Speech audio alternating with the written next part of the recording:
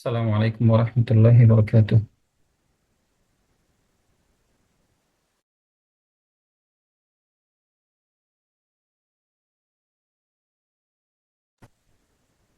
আচ্ছা, সাবিহা তুই কেন আছো? সাবিহা, তুমি আমাকে একটু বলবা সাউন্ড শোনা যাচ্ছে কিনা?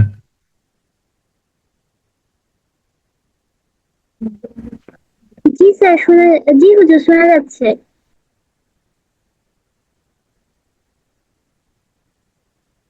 اللهم صل على محمد وعلى ال محمد كما صليت على ابراهيم وعلى ال ابراهيم انك حميد مجيد. اللهم بارك على محمد وعلى ال محمد كما باركت على ابراهيم وعلى ال ابراهيم انك حميد مجيد. رب زدني علما، رب زدني علما، رب زدني علما. رب اشرح لي صدري ويسر لي امري واحلل عقدة من لساني يفقهوا قولي. اللهم إني نسألك علما نافعا ورزقا طيبا وعملا متقبلا. بسم الله الرحمن الرحيم.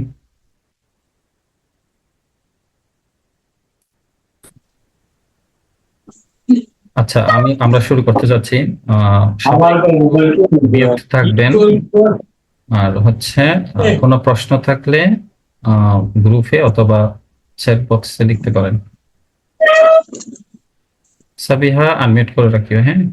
আর এমনি যদি ছোটরা থাকে, ছোটরা প্রশ্ন করতে পারবে, অসুবিধা নেই। ছোটরা আনমিউট করে কথা বলতে পারবে, প্রশ্ন থাকলে করতে পারবে, অসুবিধা নেই।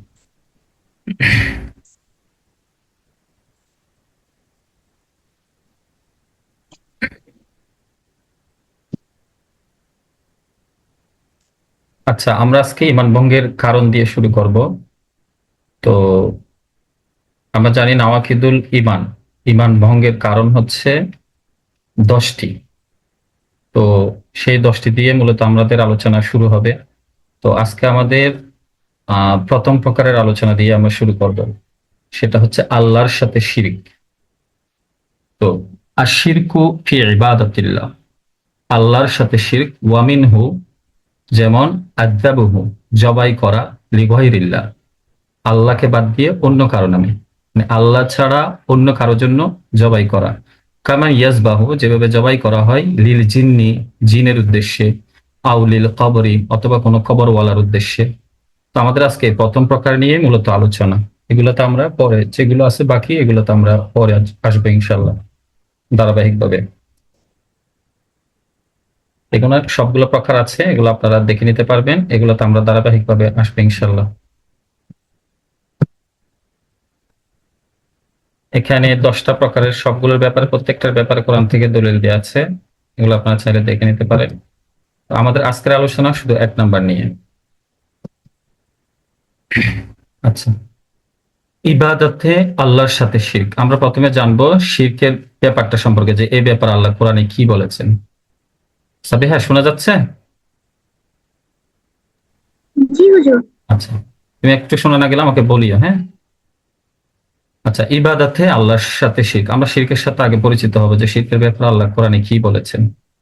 আচ্ছা, পবিত্র কোরআন আল্লাহ বলতেছেন, ইন্নাল্লাহা লা ইয়াগফিরু আইয়ুশরাকা বিহি ওয়া ইয়াগফিরু মা দুনা যালিকা লিমান ইয়াশাউ ওয়া মান ইউশরিক বিল্লাহ ফাকাদ ইফতারা ইসমান আযীমা। ইন্নাল্লাহা, নিশ্চয় আল্লাহ, লা ইয়াগফিরু, ক্ষমা করেন না বা ক্ষমা করবেন না, আইয়ুশরাকা বিহি, যে তার সাথে শরীক করা কে, ওয়া ইয়াগফিরু, এবং তিনি ক্ষমা করেন, মা দুনা যালিক, দুনা মানে হচ্ছে নিচে, মা দুনা যালিক, এর নিচে যত কিছু আছে সেটাও, লিমান ইয়াশাউ, যার জন্য ইচ্ছা। ওয়া মান ইউশরিক বিল্লাহি, আর যে ব্যক্তি আল্লাহর সাথে শরীক করে, ফাকাদ ইফতারা ইসমান আযীমা, সে আল্লাহর ব্যাপারে একটা মহা অপবাদ আরোপ করলো, যেটা মানে আল্লাহর সাথে যায় না। আল্লাহর যে গুণাবলী, আল্লাহর যে সিফাত, এগুলোর সাথে যায় না। আমরা আয়াতটা আবার দেখেন, একটু খেয়াল করেন। ইন্নাল্লাহা লা ইয়াগফিরু, নিশ্চয় আল্লাহ ক্ষমা করেন না, আইয়ুশরাকা বিহি, তার সাথে শরীক করা কে, ওয়া ইয়াগফিরু মা দুনা যালিক, এর নিচের যত গুনাহ আছে, লিমান ইয়াশাউ, যার জন্য ইচ্ছা। ওয়া মান ইউশরিক বিল্লাহি, আর যে ব্যক্তি আল্লাহর সাথে শরীক করবে, ফাকাদ ইফতারা ইসমান আযীমা, সে যেন আল্লাহর ব্যাপারে একটা মহা অপবাদ আরোপ করলো।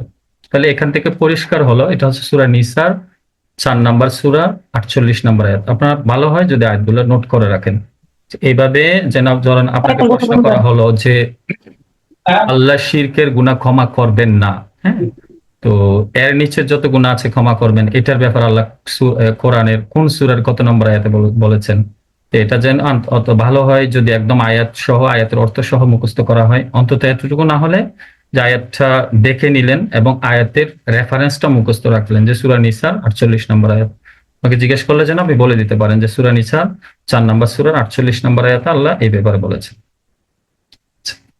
পরবর্তী আয়াত দেখেন, ইন্নাহু মাইয়ুশরিক বিল্লাহ, নিশ্চয় যে ব্যক্তি আল্লাহর সাথে কাউকে শরীক করবে, ফাকাদ হাররামাল্লাহ, ফাকাদ কাদ মানে হচ্ছে অবশ্যই, ফাকাদ হাররামাল্লাহ, আল্লাহ অবশ্যই হারাম করে দিবেন, আলাইহি তার উপর, আল জান্নাতা জান্নাতকে, ওয়ামা ওয়াহুন নার তার আবাস হচ্ছে, ঠিকানা হচ্ছে জাহান্নাম, ওয়ামা লিয-যালিমিনা মিন আনসার আর জালেমদের জন্য কোনো সাহায্যকারী নেই।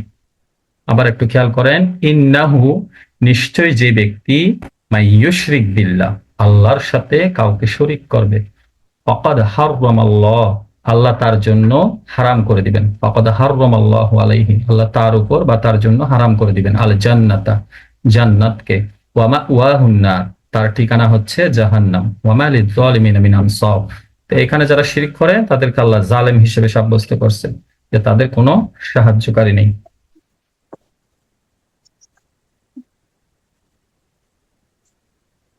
তাহলে এখানে এই দুইটা আয়াত দ্বারা স্পষ্ট হলো যে এখানে এই যে আমাদের বাম পাশের আয়াতে, এখান থেকে স্পষ্ট হলো আহ এটা হচ্ছে আসলে গতানুগতিক ওয়াজের মতো না। এখানে আমরা এটা একটা ক্লাস, যেহেতু আমরা ভালো করে বুঝে নিব যে আল্লাহ আয়াতগুলো থেকে কি বলতে চাচ্ছেন। হ্যাঁ, আপনারা একটু বোঝার চেষ্টা করবেন। তো অনেক সময় হয় কি, এইগুলার ব্যাপারে আসলে কোরআনে যে এত ভয়াবহ ভাবে বলা আছে, হ্যাঁ, বেশিরভাগ মানুষই, আপনারা হয়তো জানেন, সবাই মোটামুটি দিনের বিষয় নিয়ে পড়াশোনা করেন। আমাদের সমাজে, আমাদের আশেপাশে, এমনকি খোদ আমাদের ঘনিষ্ঠ আত্মীয় স্বজনের মধ্যে, পাড়া প্রতিবেশীর মধ্যে অনেকে বিষয়গুলো সম্পর্কে জানে না। মানে এই বিষয়টা নিয়ে যে কোরআনে এত মানে ভয়াবহতা সতর্ক করা হয়েছে, মানে এটা, এই যে শিরিক করলে একদম জাহান্নাম, একদম এই গুনাহ কখনোই ক্ষমা করা হবে না।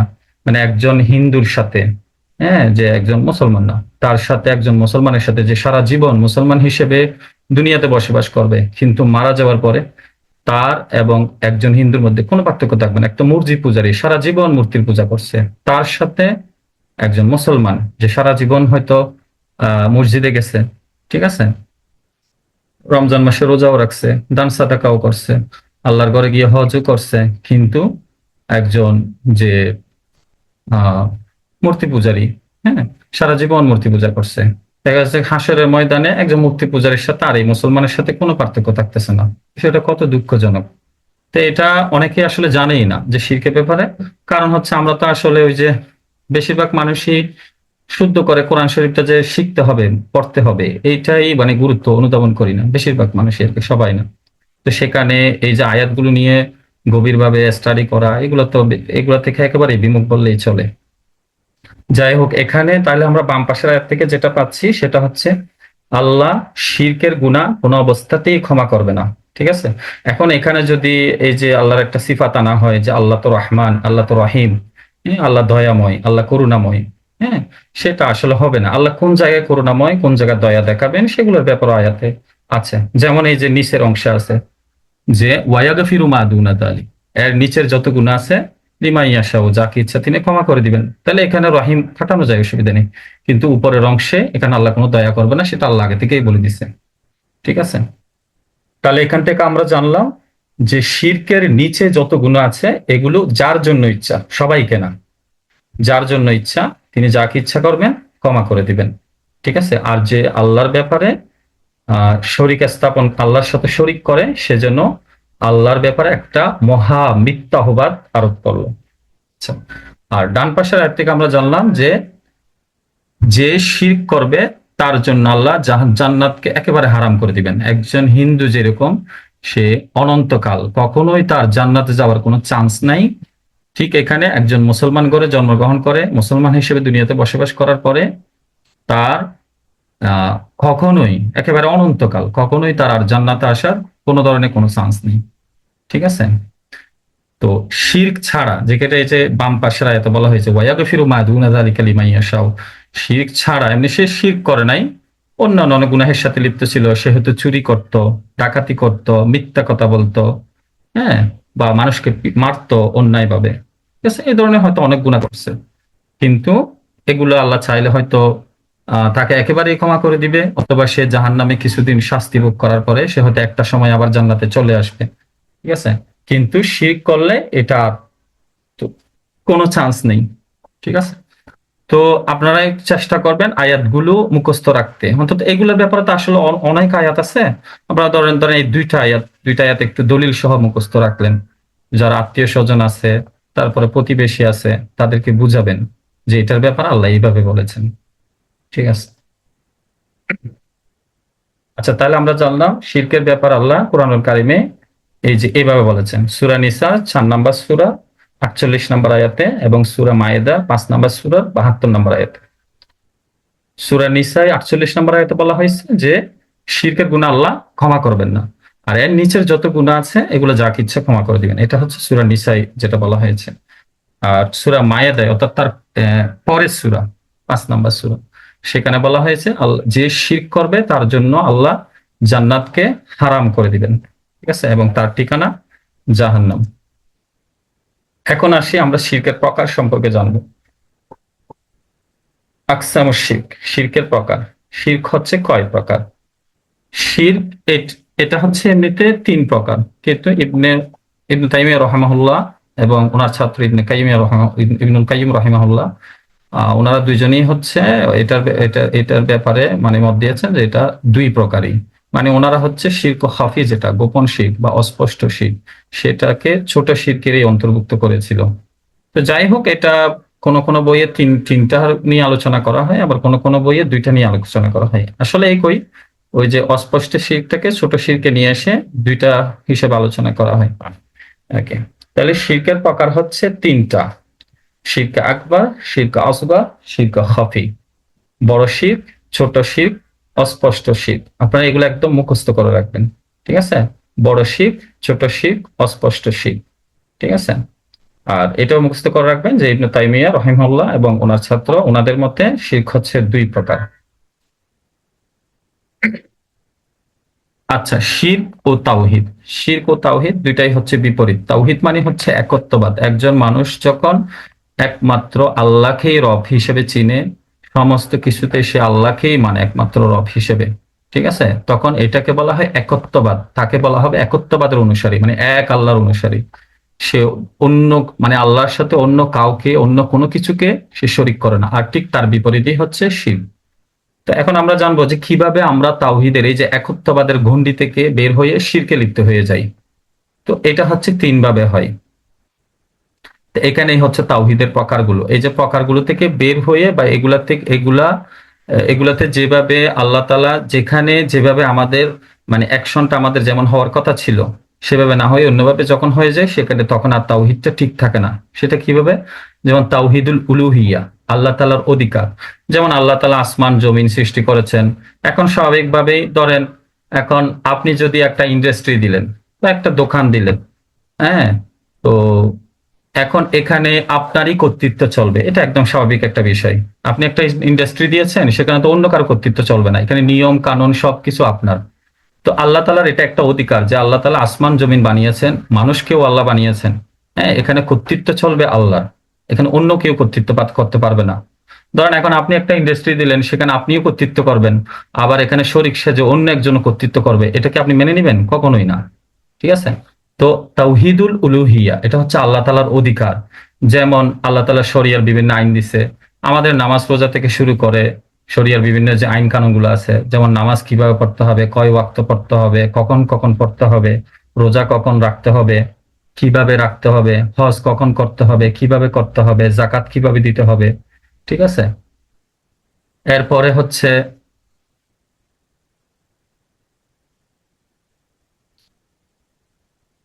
আচ্ছা, এরপরে ধরেন শরীয়তের যে বিভিন্ন ল গুলো আছে, যেমন চুরি করলে কি শাস্তি দেওয়া হবে, যদি সে কাউকে হত্যা করে বা কাউকে আঘাত করে, যেমন কারো কান কেটে নিল, কারো হাত কেটে নিল, কারো পা কেটে নিল, এগুলোর প্রত্যেকটার আইন আছে।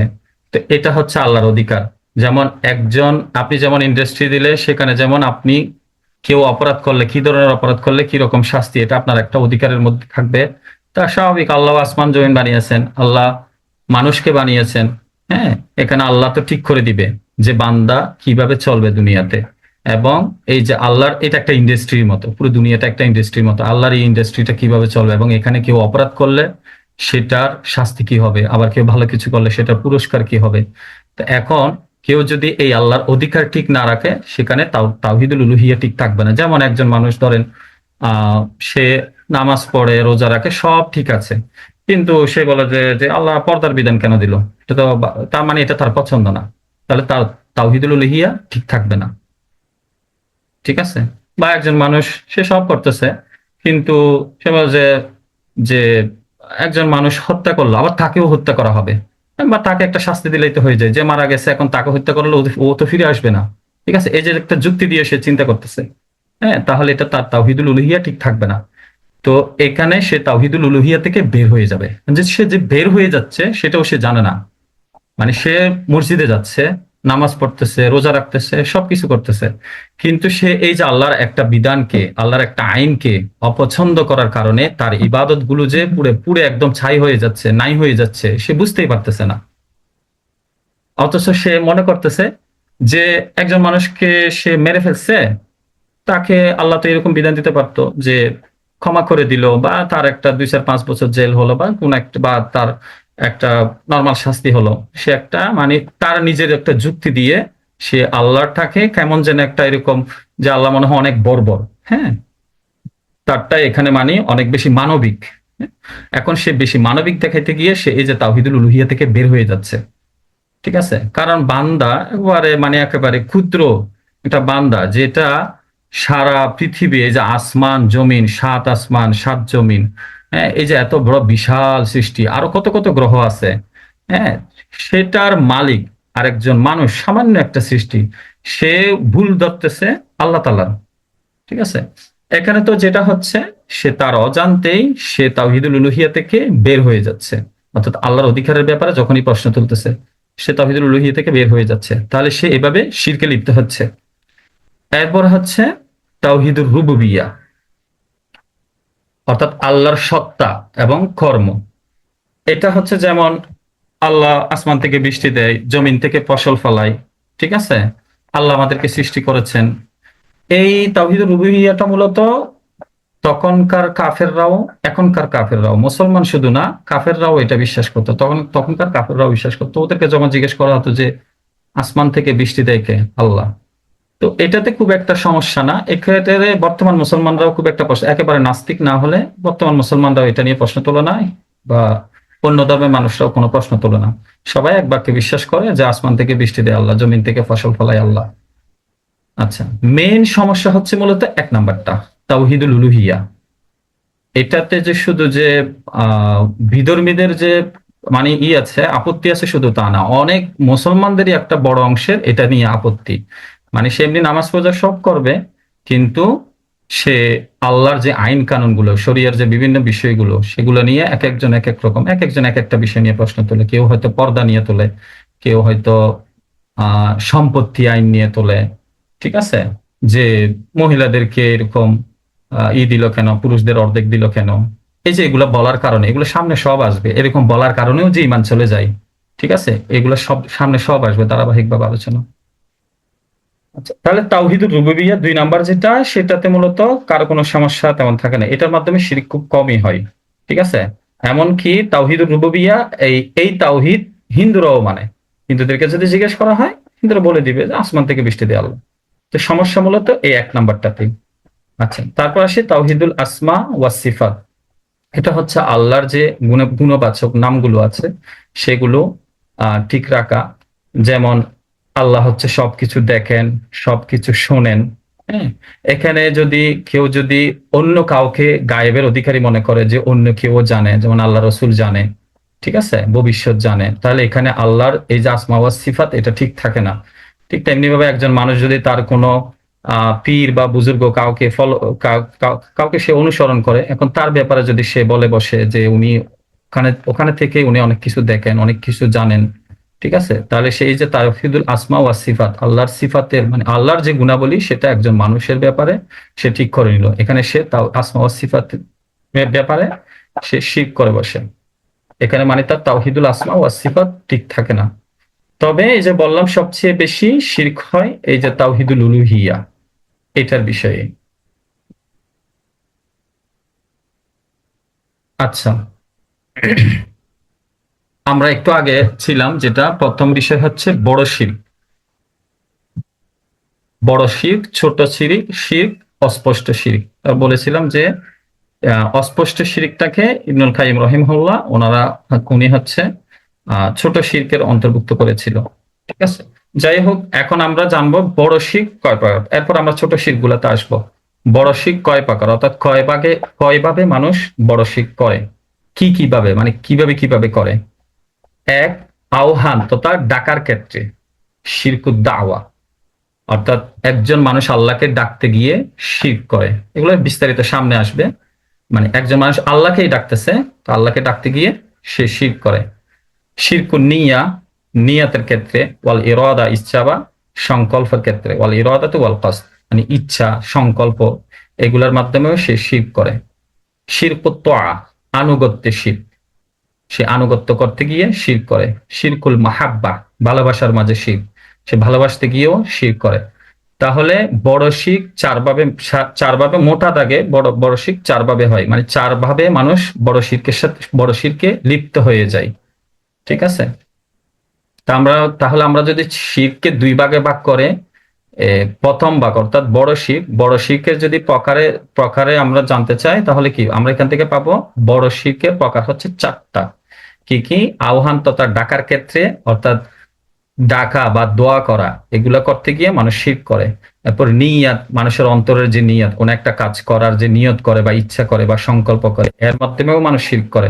এরপর আনুগত্য শিরক, অর্থাৎ মানতে গিয়ে মানুষ শিরক করে বসে।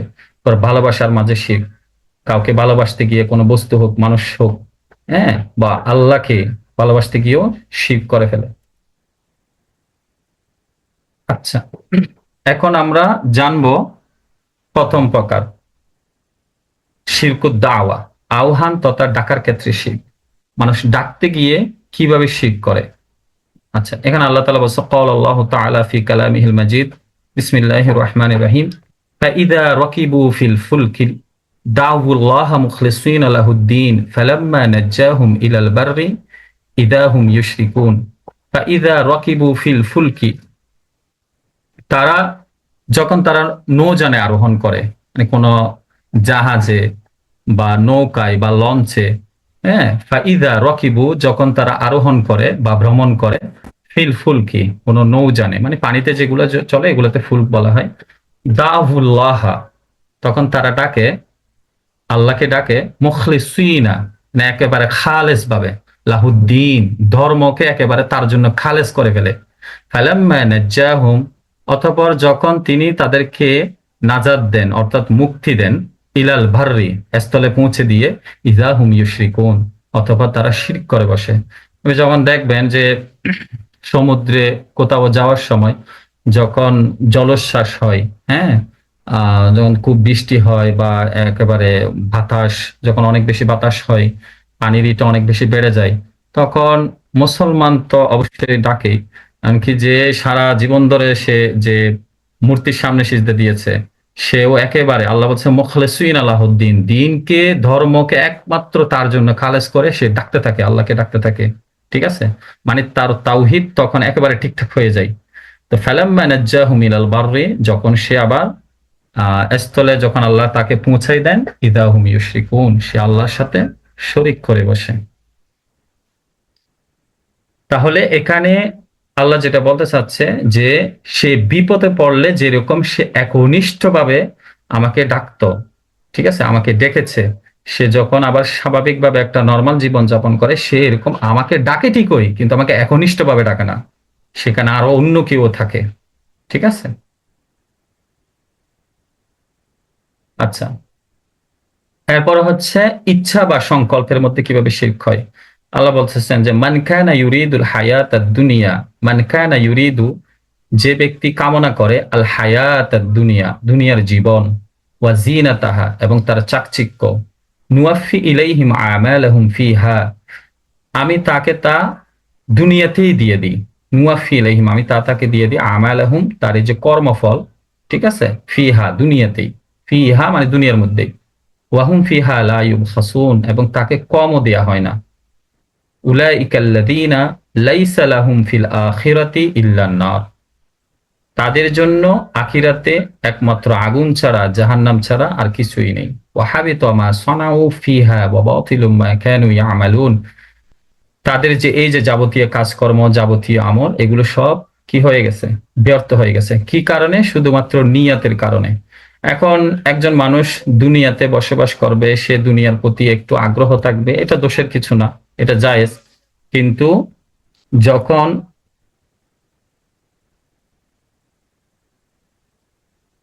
যখন সে দুনিয়াটাই তার একমাত্র চাওয়া পাওয়া হয়ে যাবে, অর্থাৎ দুনিয়াকে এত বেশি সে অগ্রাধিকার দিয়ে দিবে, তখন সে যেটা হয় এখানে, মানে নিয়তটা কিভাবে হয়, নিয়তের মধ্যে শিরক কিভাবে ঢুকে, যখন সে দুনিয়াটাই তার মুখ্য উদ্দেশ্য হয়ে যায়, তখন যেটা হয়, যেমন একজন মানুষ দান করবে, ঠিক আছে, এখন তার নিয়ত যদি স্বচ্ছ হয়, ঠিক আছে, তখন এই যে দান করবে, এখানে খুশি করা একমাত্র নিয়ত থাকবে আল্লাহ, এখানে অন্য কেউ আর থাকবে না, শুধুমাত্র আল্লাহ। কিন্তু তার যদি নিয়ত যদি দুনিয়া হয়, অর্থাৎ দুনিয়াতে থাকে, মানুষ সম্মান করবে, হ্যাঁ, এই ধরনের কোনো কিছু যদি হয়, তখন সে দান করবে, দানের মধ্যেও অন্য কেউ ঢুকে যাবে, এখানে আল্লাহর সাথে সাথে অন্য কেউ ঢুকে যাবে, অথবা আল্লাহ বের হয়ে যাবে, অন্য কেউ ঢুকে যাবে, মানে অন্য কাউকে খুশি করা। এখন সে এই যে অন্য কাউকে খুশি করতে গিয়ে সে এই যে আল্লাহর সাথে শিরক করে ফেলতেছে, ঠিক আছে, আল্লাহর সাথে শিরক করে বসতেছে।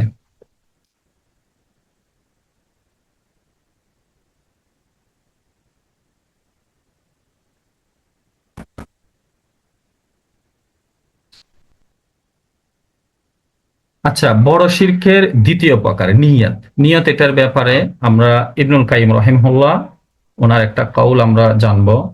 ইবনুল কাইয়িম রাহিমাহুল্লাহ বলতেছেন, এটা তো কুল কিনারাহীন দরিয়া, যেটার মানে কোনো কুল নাই, কুল কিনারা নাই, মানে এমন একটা সাগর যেটার কোনো কুল কিনারা নাই। আপনারা জানেন ইবনুল তাইমিয়া রাহিমাহুল্লাহ, উনি সালাফদের মধ্যে একদম বিখ্যাত একজন ইমাম। তো ওনারই ছাত্র, যোগ্য ছাত্র ইবনুল কাইয়িম রাহিমাহুল্লাহ, উনি অনেক প্রসিদ্ধ, যোগ্য উস্তাদের যোগ্য ছাত্র। এটা ওনারই কথা আর কি। এটা তো একটা কুল কিনারাহীন দরিয়া, যেটার কোনো মানে কোনো কুল নাই, কিনারা নাই, খুব কম মানুষই এই শিরক থেকে মুক্ত। আপনি নিজে একটু চিন্তা করলে দেখবেন, একটা মানুষ হয়তো অনেক ভালো মানুষ, হ্যাঁ, অনেক ভালো মানুষ, সে 5 ওয়াক্ত নামাজ, সালাত ঠিকভাবে পড়ে, এমনকি ফজরের নামাজ জামাতে পড়ে, এমনকি তাহাজ্জুদও পড়ে, সে অনেক বেশি দান সাদাকা করে, মানুষ হিসেবে সমাজে খুবই ভালো। কিন্তু দেখবেন, সে এই যে নিয়াতের এই শিরক, সে কোনো না কোনো ভাবে, সে মনের ইচ্ছাই হোক অনিচ্ছাই হোক, সেই শিরকে জড়িয়ে পড়ে। অর্থাৎ এই যে ধরেন সে একটা দান করলো, বা একটা সে আহ দিনের জন্য কিছু একটা করলো, এখানে যদি তার নিয়তটা খালেস আল্লাহর জন্য হইতো, যে এখানে এটা মানুষকে জানলো বা না জানলো, কে আমাকে বাহবা দিল না দিল, মানে এগুলাকে সে গুরুত্বই দিল না, যে আল্লাহ খুশি হলে হয়েছে, ব্যাস আল্লাহ কবুল করলে হয়েছে, ঠিক আছে। কিন্তু এটা না হয়ে অনেক সময় দেখা যায় তার মধ্যে এই ধরনের বিষয়গুলো চলে আসে, অনেক ভালো মানুষের মধ্যেও চলে আসে আর কি এগুলো। তো ইবনুল কাইয়িম রাহিমাহুল্লাহ বলতেছে, আর যারা এমনি আল্লাহর সাথে যাদের কোনো সম্পর্ক নেই, এরা তো প্রত্যেক কিছুতেই এই যে এই শিরক করেই বসে, যাদের মানে আল্লাহর সাথে কোনোই নেই। আমি বলছি ভালো মানুষদের কথা, হ্যাঁ, যারা মানে শিরকের ব্যাপারে পর্যন্ত সচেতন, তাদের মধ্যে অনেক সময় মনের অজান্তে, ভুলবশত বা শয়তানের ধোঁকায় পড়ে, হ্যাঁ, এই শিরকে লিপ্ত হয়ে যায়। তো ইবনুল কাইয়িম রাহিমাহুল্লাহ বলছে, খুব কম মানুষই এই শিরক থেকে মুক্ত, খুব কম মানুষই।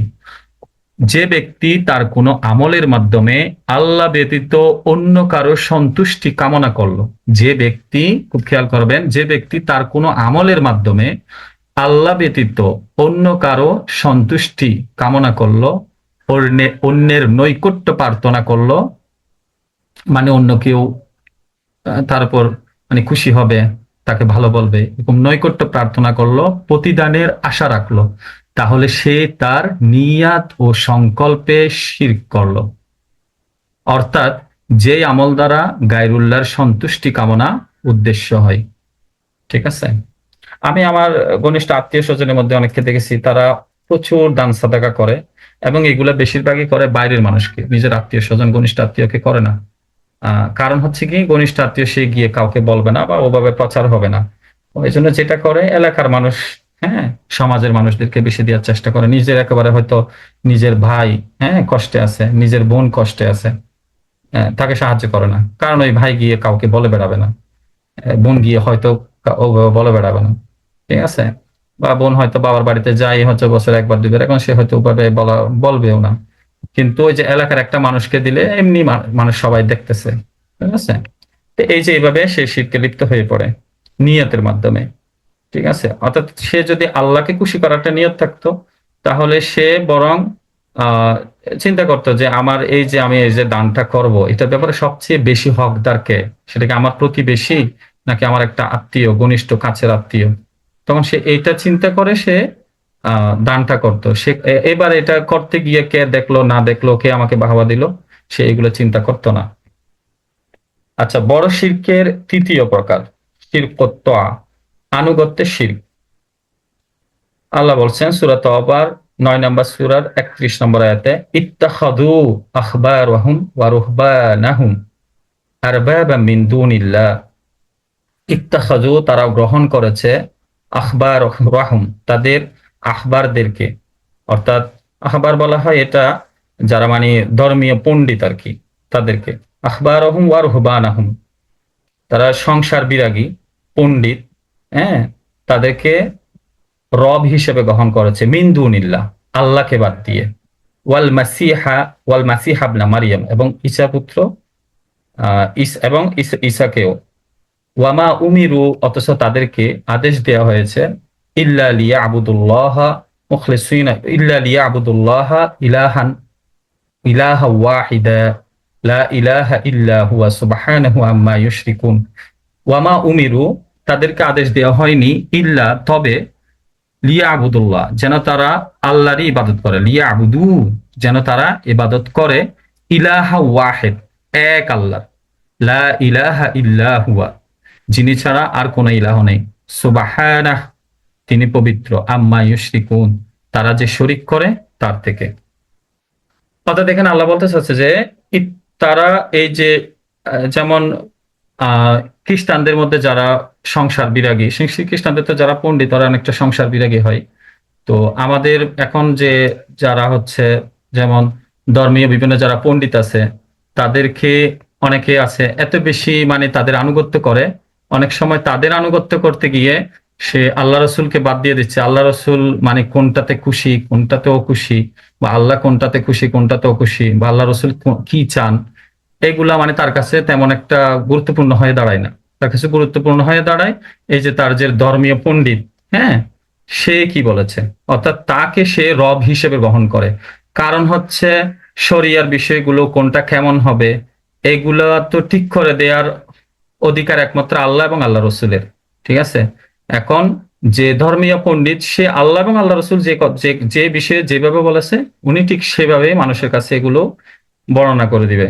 কিন্তু দেখা যাচ্ছে সে যদি এমন কিছু বর্ণনা করে যেটা আল্লাহ বলে নাই, যেটা আল্লাহ রসুল বলে নাই, হ্যাঁ, বা সেখান থেকে সে বাড়িয়ে কমিয়ে বলল এবং সে এগুলো গ্রহণও করে নিল, কেন? সে তাকে তার আনুগত্য করে, মানে তার আনুগত্য করতে গিয়ে এখন সে সবকিছুর আনুগত্য করে ফেলতেছে। যেটা আল্লাহ বলছে সেটাতেও করতেছে, আবার যেটা আল্লাহ বলে নাই সেখানেও করে ফেলতেছে। তাহলে এইভাবে সে তৃতীয় প্রকার শিরকে লিপ্ত হয়ে যায়, অর্থাৎ আনুগত্যের শিরক। এই জন্য এখন আমাদের নিজেদেরও প্রশ্ন করা উচিত। আমরা তো অনেকের বই পড়ি, অনেকের লেকচার শুনি। এখন কারো লেকচার বা কারো লেখা বই আমরা একেবারে এমন ভাবে মানি কি না যে সে যা বলছে তাই।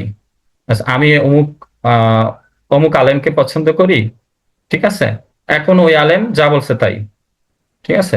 এখন ওটা যদি আল্লাহ রসুল যা বলছে সেটার সাথে সাংঘর্ষিকও হয়, সেটার সাথে নাও মিলে, তাও আমি মানবো, কেন? আমার হুজুর বলছে, ঠিক আছে। আচ্ছা, চতুর্থ প্রকারের শিরক, ভালোবাসার মাঝে শিরক। ক্বালা আল্লাহু তাআলা ফি কালামিহিল মাজিদ, ওয়া মিনান নাস, মানুষের মধ্যে অনেক মানুষ আছে, মাইয়াত্তাখিযু, যে গ্রহণ করে, মিন দুনিল্লাহি, আল্লাহকে বাদ দিয়ে, আন্দাদাম, আল্লাহকে বাদ দিয়ে কোন একটা সমকক্ষ, সেটা মানুষ হইতে পারে, বস্তুও হইতে পারে, মানে কোন একটা জিনিসকে অথবা কোন একটা মানুষকে সে গ্রহণ করে। ইউহিব্বুনাহুম কাহুব্বিল্লাহ, ইউহিব্বুনাহুম তাদেরকে এমন ভাবে ভালোবাসে, কাহুব্বিল্লাহ যেভাবে আল্লাহকে ভালোবাসা উচিত। ওয়াল্লাযীনা আমানু, এই চতুর্থ ভাগটা খুব ভালো করে খেয়াল করবেন। মূলত এই চতুর্থ প্রকারের ভালোবাসার শিরকটাতেই মানুষ সবচেয়ে বেশি লিপ্ত হয়। এগুলা সামনে আপনারা বুঝতে পারবেন জিনিসটা, যে ওয়াল্লাযীনা আমানু, আর যারা ঈমানদার, যারা মুমিন, আশাদ্দু হুব্বাল লিল্লাহ, তারা আল্লাহর ভালোবাসায় সবচেয়ে বেশি কঠোর। ওয়ালাউ ইয়ারাল্লাযীনা যালামু, আর যদি জালেমরা যদি জানতো বা উপলব্ধি করত, ইদ ইয়ারাউনাল আযাব, যে আল্লাহর আযাবকে, আন্নাল কুওয়াতা লিল্লাহি জামিআ, যে তিনি যাবতীয় ক্ষমতা আল্লাহর জন্যই, ওয়া আন্নাল্লাহা শাদীদুল আযাব, আর আল্লাহর আযাবই হচ্ছে সবচেয়ে কঠিন। তো এখানে যেটা বলা হচ্ছে যে মানুষ কখনো কখনো আল্লাহকে বাদ দিয়ে কোনো মানুষকে বা কোনো বস্তুকে এত বেশি ভালোবাসে, ভালোবাসতে তো কোনো দোষের কিছু নাই। যেমন আমরা আমাদের মা বা সন্তান, ভাই বোন, হ্যাঁ, বা ওস্তাজকে, হ্যাঁ, তো বা প্রতিবেশীকে বা আত্মীয় স্বজনকে ভালোবাসবো, এটা জায়েজ, এটা দোষের কিছু না। আবার আমাদের ঘর বাড়ি, ব্যবসা বাণিজ্য, বা শখের গাড়ি, এগুলোকে ভালোবাসবো, এটা দোষের কিছু না, এবং এটা জায়েজ। হ্যাঁ, কোনো কোনো ক্ষেত্রে এটা আল্লাহ অনেক বেশি উৎসাহ দিয়েছেন। কিন্তু এই ভালোবাসাটা এত বেশি প্রকট হইতে পারবে না যে এগুলোকে এমন ভাবে ভালোবাসতেছি যেভাবে আল্লাহকে ভালোবাসা উচিত ছিল। এগুলাকে আমরা মানে অবশ্যই ভালোবাসবো, কিন্তু আল্লাহর ভালোবাসার প্রশ্ন যখন আসবে তখন আল্লাহর ভালোবাসাকে বেশি প্রায়োরিটি দিতে হবে। তো এটা আছে। আচ্ছা, এখন আমরা এটা আরেকটু বিস্তারিত জানবো, যে ভালোবাসার ক্ষেত্রে মানুষ কিভাবে শিরক করে। ঠিক আছে, 1 নম্বর হুব্বুল্লাহ, আল্লাহকে ভালোবাসা। 2 নম্বর হচ্ছে মাহাব্বাতু মা ইউহিব্বুল্লাহ, আল্লাহর জন্যই ভালোবাসা। 3, আল হুব্বু মা আল্লাহ, আল্লাহর সাথে কাউকে ভালোবাসা। 4, আল হুব্বু লাহু ওয়া ফীহি, আল্লাহ যা ভালোবাসেন সেগুলোকে ভালোবাসা। আচ্ছা, আমি আপনাদেরকে 2 মিনিট একটু সময় দিতে চাই। আপনারা একটু লিখে জানাবেন যে এই 4টার মধ্যে আহ জাস্ট নাম্বার লিখলে হবে, কোন কোন প্রকারের মাধ্যমে মানে একজন মানুষ আল্লাহর সাথে শিরক করতে পারে, আর কোন কোন প্রকার শিরক হবে না। মানে 4টা প্রকার আছে। আল্লাহকে ভালোবাসা, মানে শুধু আল্লাহকে ভালোবাসলে শিরক হয় কিনা, মানে শুধু আল্লাহকে ভালোবাসতে গিয়ে মানুষ শিরক করে কিনা, আর আল্লাহর জন্যই ভালোবাসতে গিয়ে শিরক করে কিনা, আর আল্লাহর সাথে কাউকে ভালোবাসতে গিয়ে শিরক করে কিনা, আর আল্লাহ যা ভালোবাসেন সেগুলোকে ভালোবাসতে গিয়ে শিরক করে কিনা। এখানে মানে কোনটা ঠিক আছে, কোনটা ঠিক আছে আর কোনটা ঠিক নাই। আপনি একটু কষ্ট করে লিখে পাঠাবেন, শুধু নাম্বারগুলো লিখলে হবে। 2 মিনিট সময় দিলাম, সবাই একটু লিখে পাঠাবেন।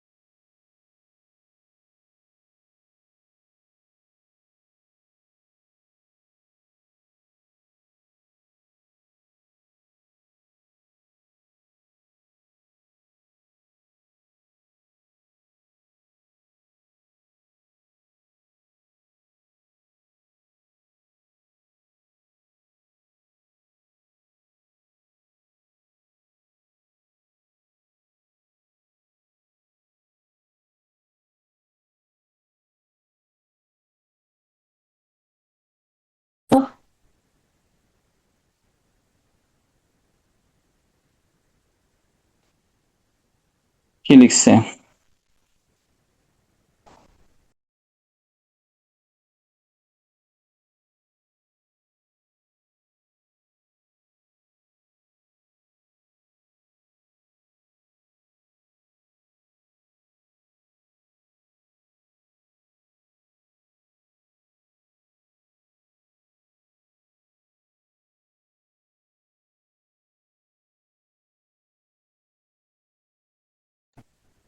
আচ্ছা, এখানে শুধু নাম্বারগুলো দিয়েছেন, কিন্তু এখানে স্পষ্ট বোঝা যাচ্ছে না যে আসলে নাম্বারগুলো দিয়ে ঠিক বোঝানো হচ্ছে না ঠিক না বোঝানো হচ্ছে। একটু এটা একটু লিখে দিবেন, হ্যাঁ? রাইট, রং, একটু এটা লিখে দিলে ভালো হবে, যে মানে এত নাম্বার রাইট, এত নাম্বার রং। বা দুইটা যদি রাইট লেখা হয় ধরে নিব, পরে অন্য দুইটা রং। ঠিক আছে?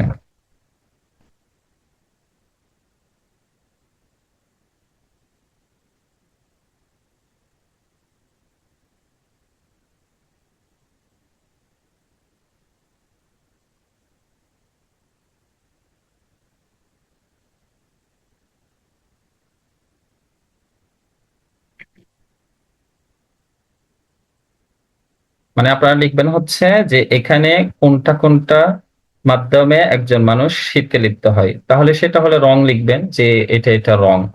ঠিক আছে, যে মানে এগুলোর মাধ্যমে মানুষ শীতে লিপ্ত হয়। আর এটা এটা রাইট, এই যে নাম্বারগুলো এটা এটা রাইট, এগুলোর মাধ্যমে মানুষ শীত হয় না।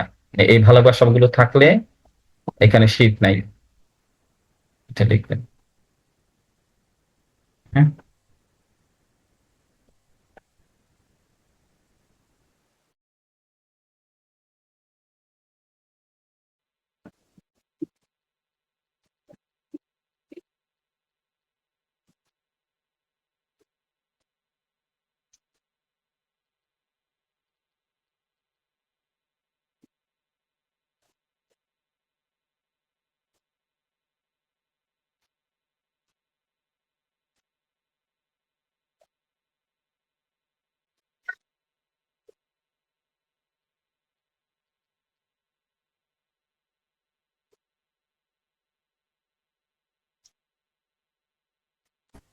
আচ্ছা, এখানে বেশিরভাগই লিখেছেন 3 নাম্বার। 3 নাম্বারটা কি আসলে এখানে ঠিক বোঝানো হচ্ছে নাকি ঠিক না?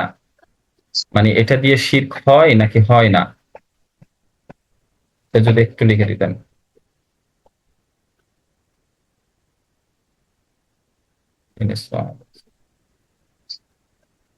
আচ্ছা, বুঝতে পেরেছি। আচ্ছা, এখানে বেশিরভাগই লিখেছেন যে 3 নাম্বারটার মাধ্যমে শিরক হয়, বাকি সব ঠিক আছে। অর্থাৎ আল্লাহকে ভালোবাসা, এটা ঠিক আছে, এটার মাধ্যমে শিরক হয় না। আল্লাহর জন্যই ভালোবাসা, এটার মাধ্যমে শিরক হয় না। তারপরে আল্লাহ যা ভালোবাসেন সেগুলোকে ভালোবাসা, এটার মাধ্যমে শিরক হয় না। বেশিরভাগই 3 নাম্বারটা পাচ্ছে এভাবে। তারপরে একজন লিখেছেন 1 2 4 ঠিক, 3 ভুল। আচ্ছা, 3 ভুল। আচ্ছা, 1 2 4 ঠিক। অর্থাৎ আল্লাহর সাথে ভালোবাসা, আল্লাহকে ভালোবাসা, এটা ঠিক আছে। 2 নাম্বার আল্লাহর জন্য ভালোবাসাও ঠিক আছে।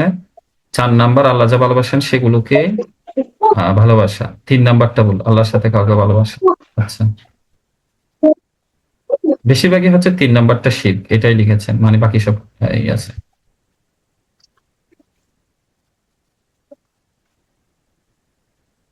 আচ্ছা সাবিহা, তুমি কয়টার মাধ্যমে এখানে শিরক হয়?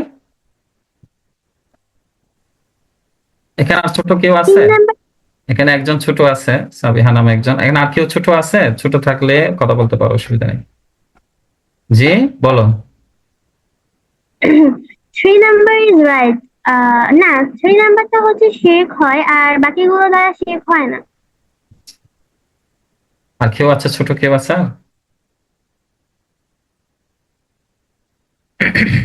আচ্ছা, এখন আমরা একটু এটার একটু গভীরে ঢুকবো, যে আসলে কোনটা কোনটার মাধ্যমে শিরক হয়, কোনটার মাধ্যমে হয় না। এটা একটু আমরা আরো একটু গভীরভাবে জানবো। প্রথমে আসি আল্লাহকে ভালোবাসা, এটার মাধ্যমে আসলে একজন মানুষ শিরক করে। অর্থাৎ একজন মানুষ দুনিয়াতে সে আল্লাহর সন্তুষ্টির জন্য শুধু আল্লাহকেই ভালোবাসবে, এটা যথেষ্ট না। একজন আল্লাহকে আসলে শুধু মুসলমান না, পৃথিবীতে অনেক কাফের আছে যারা আল্লাহকে ভালোবাসে, কোনো সন্দেহ নেই একদম। অনেক হিন্দু আছে আপনার, অনেক হিন্দুদের মধ্যে অনেক লেখক আল্লাহ রসুলের জীবনী, এত সুন্দর জীবনী লিখছে, অসাধারণ। আবার আল্লাহ রসুলকে নিয়ে এত সুন্দর সুন্দর কথা তাদের আল্লাহ রসুলের জীবনীতে লিখছে। এটা অনেক অনেক মুসলমানরাও এগুলা পড়ে অবাক হয়ে যায়, যে উনি একজন হিন্দু কিন্তু আল্লাহর নবীকে নিয়ে এত সুন্দর সুন্দর কথা লিখলো। ঠিক আছে? তো হিন্দুদের মধ্যে, বৌদ্ধদের মধ্যে, খ্রিস্টানদের মধ্যে, পৃথিবীর প্রত্যেকটা ভাষার মধ্যে, প্রত্যেকটা ধর্মের মধ্যে, হ্যাঁ, কিছু লোক এমন থাকে যারা আল্লাহকে প্রচন্ড ভালোবাসে, সে আল্লাহর দ্বীন গ্রহণ করে না, এটা ঠিক, আল্লাহর ধর্ম গ্রহণ করে না, আল্লাহর দ্বীন গ্রহণ করে না, মন থেকে এটা গ্রহণ করতে পারে না, কিন্তু আল্লাহকে ভালোবাসে, এবং এটাতে কোনো ধরনের কোনো সন্দেহ নেই। কিছু মানুষ এমন থাকে, কিছু মানুষ যেমন মুসলমানদের মধ্যে একদম নাস্তিক থাকে, মানে সে আল্লাহর দ্বীনে চলে আসছে, আল্লাহর দ্বীন গ্রহণ করছে, কিন্তু সে আল্লাহকে নিয়ে মন্দ কথা বলে, আল্লাহর সমালোচনা করে, আল্লাহকে গালিগালাজ করে। ঠিক উল্টো দিকে একজন মানুষ আল্লাহর দ্বীন গ্রহণ করে নাই, সে আল্লাহকে প্রচন্ড ভালোবাসে, আল্লাহকে প্রচন্ড সম্মান করে। ঠিক আছে? তো এখানে আল্লাহর ভালোবাসাটা একজন মানুষ মানে জান্নাতে যাবে, এটা এটার জন্য যথেষ্ট না, শুধু আল্লাহকে ভালোবাসাটাই যথেষ্ট না। ঠিক আছে? একজন মানুষ আল্লাহকে ভালোবাসে, সাথে সাথে আল্লাহর সাথে শিরকও করে। তা আমরা সামনে পাবো এগুলা কিভাবে করে।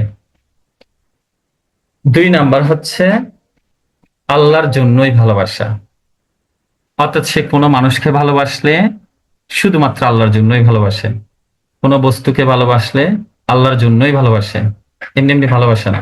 তার ভালোবাসার কারণটাকে আল্লাহ, অর্থাৎ আল্লাহকে ঘিরেই তার এই ভালোবাসাগুলো। দুনিয়াতে সে যত কিছুকে ভালোবাসবে এবং যত মানুষকে ভালোবাসে সবকিছু আল্লাহর জন্য।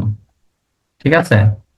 তো এই জন্য যদি আবার আল্লাহ কাউকে যদি ঘৃণা করতে হয়, তবে সে ঘৃণাও করে আল্লাহর জন্য। সম্পর্ক ছিন্ন করতে হয়, সম্পর্ক ছিন্নও করে আল্লাহর জন্য।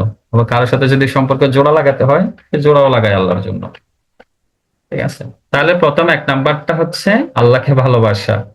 তো এটা যথেষ্ট নয়, এটাতে মূলত মুসলমান, হিন্দু, বৌদ্ধ, খ্রিস্টান সবাই আছে, সবাই আল্লাহকে ভালোবাসে। ঠিক আছে? কিন্তু এই ভালোবাসা যথেষ্ট না। ঠিক আছে? আচ্ছা, 3 নাম্বার আল হুব্বু মা আল্লাহ, এটা একেবারেই স্পষ্ট, আল্লাহর সাথে কাউকে ভালোবাসা, মানে সে আল্লাহকেও ভালোবাসতেছে, আবার আল্লাহর সাথে সাথে অন্য কাউকেও এখানে ভালোবাসতেছে, তো এটা শিরক করতেছে, এটা স্পষ্ট।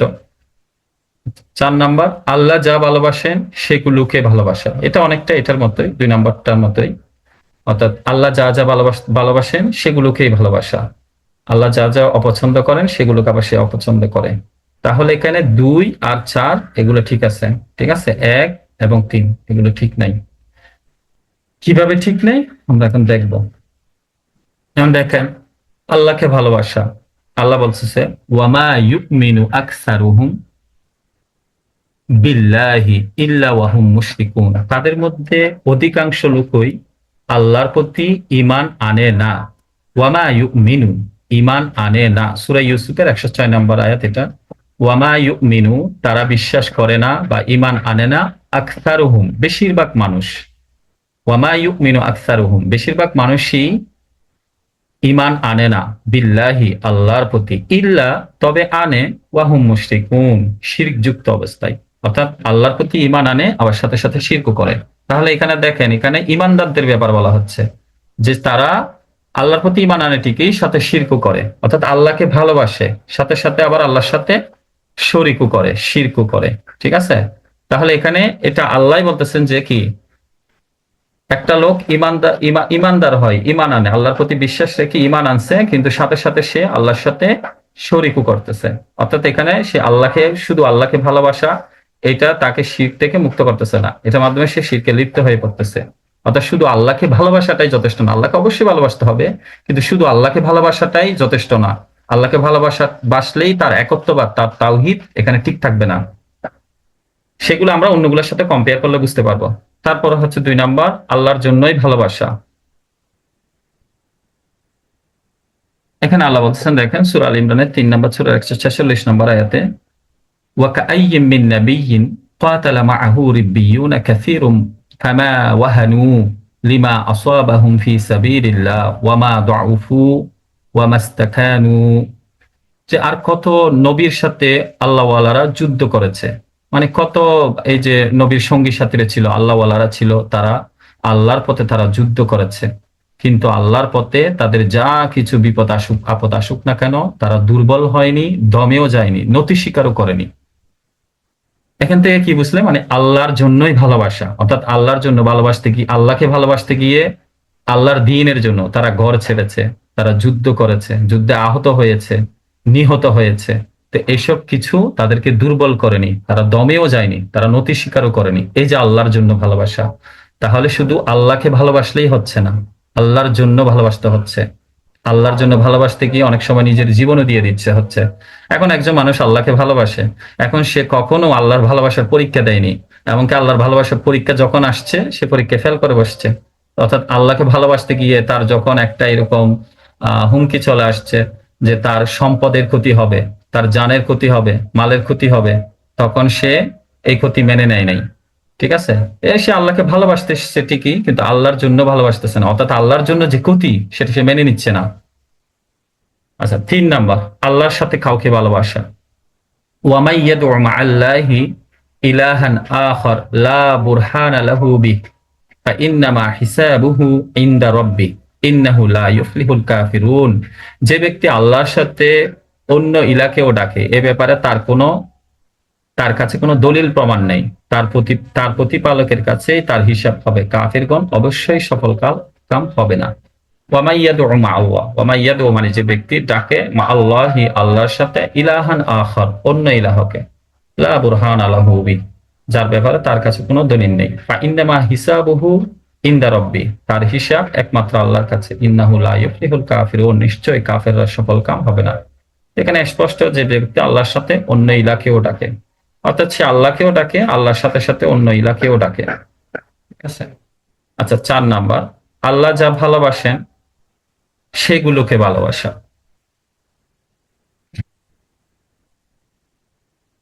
এইটাতে মূলত অনেক মুসলমানেরই প্রবলেম আছে। এই এই 4 নাম্বারের এই বিষয়টাতে, যে ইন কুনতুম তুহিব্বুনাল্লাহ, যদি তোমরা আল্লাহকে ভালোবাসো, ফাত্তাবিউনি আমাকে অনুসরণ করো, ইউহিব্বুকুমুল্লাহ আল্লাহ তোমাদেরকে ভালোবাসবেন, ওয়া ইয়াগফির লাকুম যুনুবাকুম এবং তোমাদের গুনাহগুলোকে ক্ষমা করবেন।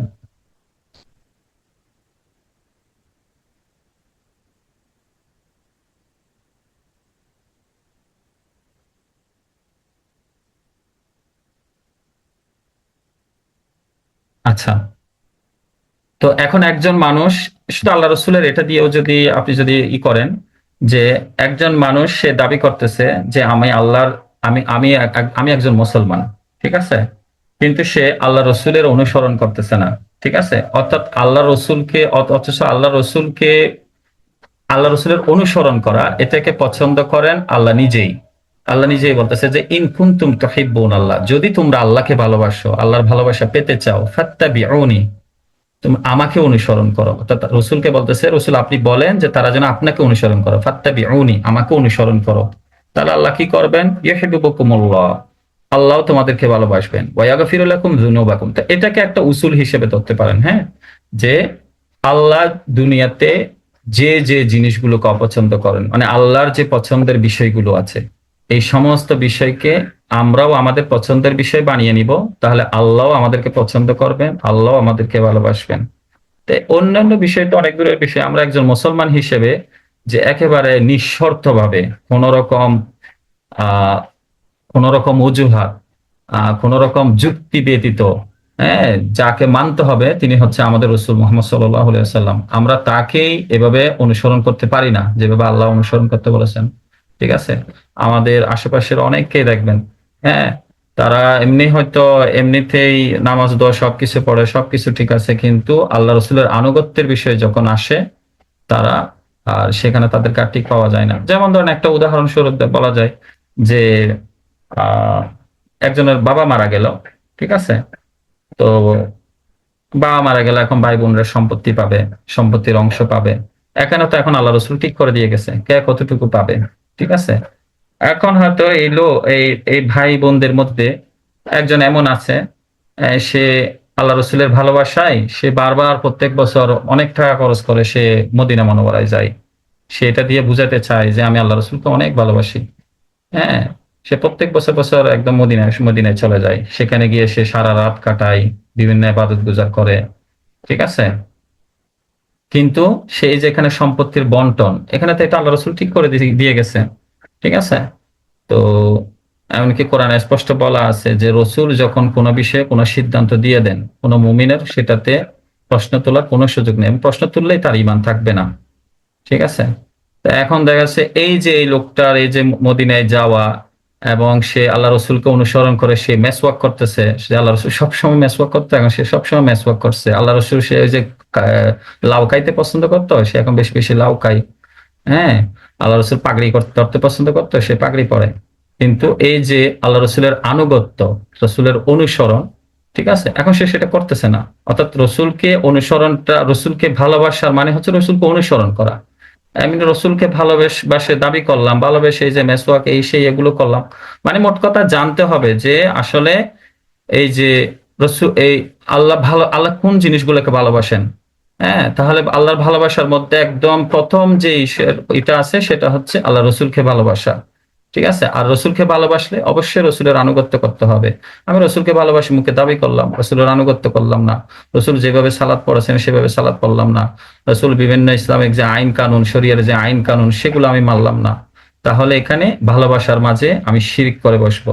কিভাবে? এখানে কারণ আল্লাহ রসুল যেটা বলছে সেটা আমি না শুনে অন্য কে কি বলতেছে আমি সেগুলো শুনবো। পৃথিবীর কোন আইনে কি বললো আমি সেগুলোকে প্রায়োরিটি দিব। আল্লাহ রসুল কি বলছে সেই ব্যাপারে সেটা আমার কাছে কোনো গুরুত্বপূর্ণ বিষয় হয়ে দাঁড়াবে না।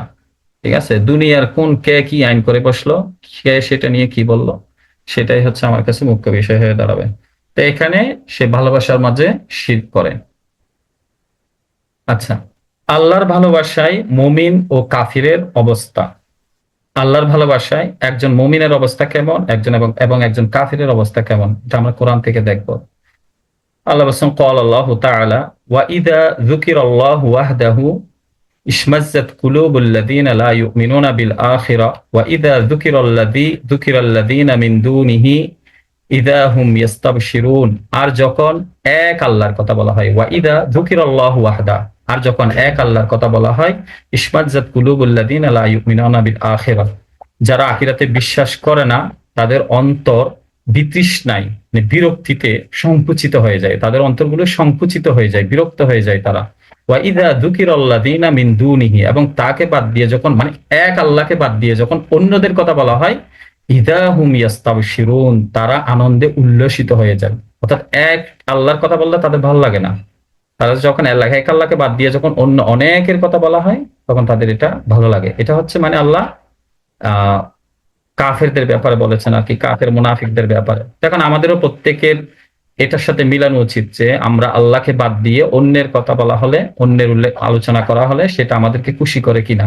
ঠিক আছে, নাকি আমরা এক আল্লাহর আলোচনাতেই আমরা খুশি হই, এক আল্লাহর কথাতেই আমরা খুশি হই। আমাদের নিজেদের প্রত্যেকে মানে পরীক্ষা করা উচিত। আচ্ছা, বিপরীতে মুমিনদের অবস্থা। আল্লাহ মুমিনদের ব্যাপারে বলছেন সূরা আনফালের ৮ নম্বর সূরা ২ নম্বর আয়াতে, ইন্নামাল মুমিনুনা, নিশ্চয় মুমিন হচ্ছে তারা, আল্লাযীনা, যারা, ইযা যুকিরাল্লাহু ওয়াজিলাত কুলুবুহুম, যখন তাদের সামনে আল্লাহর কথা বলা হয় তখন তাদের অন্তরগুলো ওয়াজিলাত মানে কেঁপে ওঠে, কুলুবুহুম তাদের অন্তরগুলা, ইযা যুকিরাল্লাহু ওয়াজিলাত কুলুবুহুম, যখন আল্লাহর কথা বলা হয় তাদের অন্তরগুলো কেঁপে ওঠে। ওয়া ইযা তুলিয়াত আলাইহিম আয়াতু, যখন তার আয়াত সমূহ তেলাওয়াত করা হয়, যাদাতহুম ঈমানা, তখন তাদের ঈমান বৃদ্ধি পেয়ে যায়। ওয়া আলা রাব্বিহিম ইয়াতাওয়াক্কালুন, আর তারা তাদের প্রতিপালক আল্লাহর উপরই ভরসা করে। এখানে আপনি আপনার নিজেকে পরীক্ষা করে নিতে পারবেন যে ইন্নামাল মুমিনুনা আল্লাযীনা, নিশ্চয় যারা মুমিন, ইযা যুকিরাল্লাহু ওয়াজিলাত কুলুবুহুম, যখন তাদের সামনে আল্লাহর কথা বলা হয়, অর্থাৎ আল্লাহকে নিয়ে আলোচনা করা হয়, তখন তাদের অন্তর ক্ষেপে ওঠে, অন্তর নরম হয়ে যায়, কোমল হয়ে যায়, মানে কেমন যেন এমন অবস্থা যেন চোখ দিয়ে পানি চলে আসবে। ওয়া ইযা তুলিয়াত আলাইহিম আয়াতু, যখন তার আয়াতগুলো তাদের সামনে তেলাওয়াত করা হয়, যেমন এখন আমি আপনাদের সামনে আল্লাহর আয়াতগুলো তেলাওয়াত করতেছি, আপনারা নিজের প্রত্যেককে পরীক্ষা করবেন যে আমার অন্তরে কোনো প্রতিক্রিয়া আসতেছে কিনা, আমার অন্তর কাঁপতেছে কিনা, আমার শরীর কাঁপতেছে কিনা, আমার পশম দাঁড়াচ্ছে কিনা।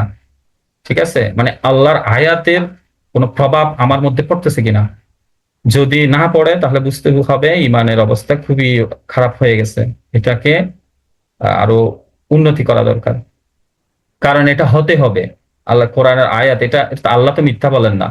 আল্লাহ আমাদের ব্যাপারে বলছে, এটা অন্য কারো ব্যাপারে না। আল্লাহ আমাদের ব্যাপারে বলছে যে মুমিন হচ্ছে তারা, ইযা যুকিরাল্লাহু ওয়াজিলাত কুলুবুহুম, যখন তাদের সামনে আল্লাহর কথা বলা হবে তাদের অন্তর খেপে উঠবে। ওয়া ইযা তুলিয়াত আলাইহিম আয়াতু, যখন তাদের সামনে তার আয়াতগুলো আলোচনা করা হবে, তেলাওয়াত করা হবে, যাদাতহুম ঈমানা, তখন এই আয়াতের আলোচনা তাদের ঈমানকে বাড়িয়ে দিবে। ওয়া আলা রাব্বিহিম ইয়াতাওয়াক্কালুন, এবং তারা তাদের প্রতিপালক এক আল্লাহর উপরই ভরসা করে। আপনারা জানেন যে ফুজাইল ইবনে আয়াস রাহিমাহুল্লাহর একটা বিখ্যাত ঘটনা আছে।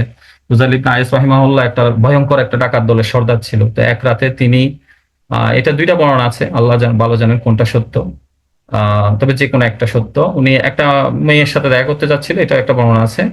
আবার হচ্ছে উনি ডাকাতি করতে যাচ্ছিল। ঠিক আছে, দুইটা বর্ণনা আছে, আল্লাহ জানে কোনটা ভালো।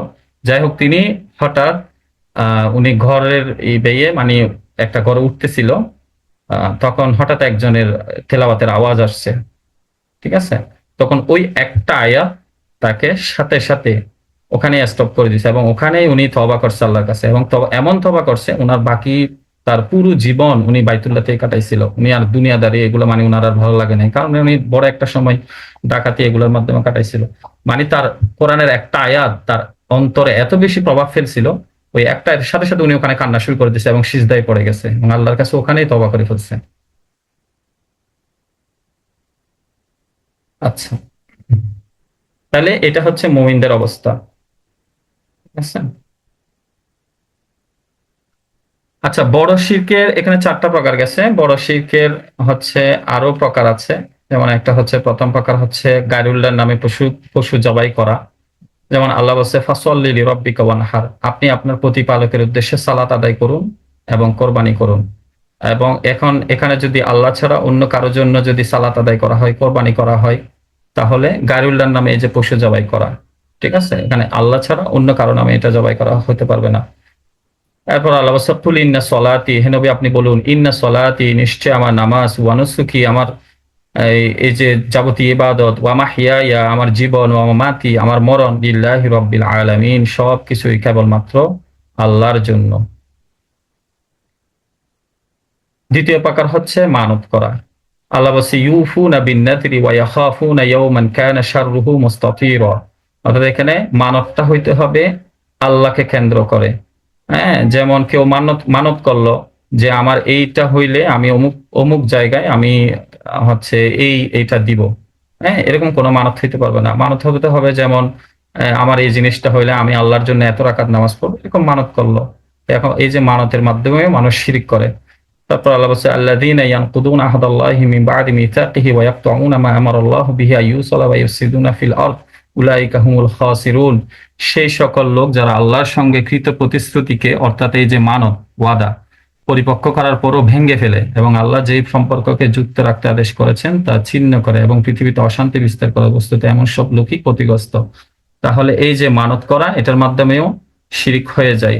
ওয়াদা ভঙ্গ করা, আল্লাহর সাথে যে একটা ওয়াদা করা হয় যে কোনো কিছু নিয়ে, ঠিক আছে, এবং পরবর্তীতে সেটা যদি সে না রাখে, এটার মাধ্যমে সে শিরকে লিপ্ত হয়ে যায়, অর্থাৎ আল্লাহর সাথে কৃত ওয়াদা ভঙ্গ করার মাধ্যমে। আচ্ছা, এবার আসে আমাদের সমাজে প্রচলিত কিছু ছোট শিরক। আমরা এতক্ষণ পর্যন্ত যেগুলো জানলাম এগুলো মূলত সব বড় শিরক ছিল।